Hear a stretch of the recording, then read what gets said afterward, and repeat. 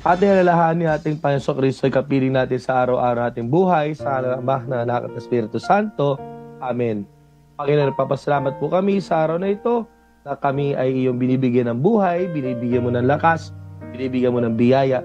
Papasalamat kami, Panginoon, sapagkat kada Martes, para na rin po kami nagjujubilee at dumadalaw sa iba't ibang mga simbahan sa pamamagitan naming programa ang Barangay Simbayanan.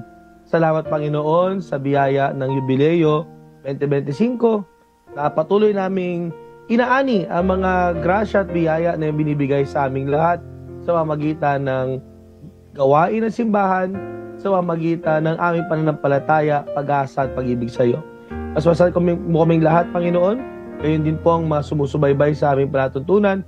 Nawa itong yubileo ay maging paglalakbay ng pag-asa, paglalakbay na puno ng pag-asa, at paglalakbay patungo sa iyo ang aming pag-asa. Hinihingin namin ito sa Kristo, kasama ng Espiritu Santo, magpasawalang hanggan.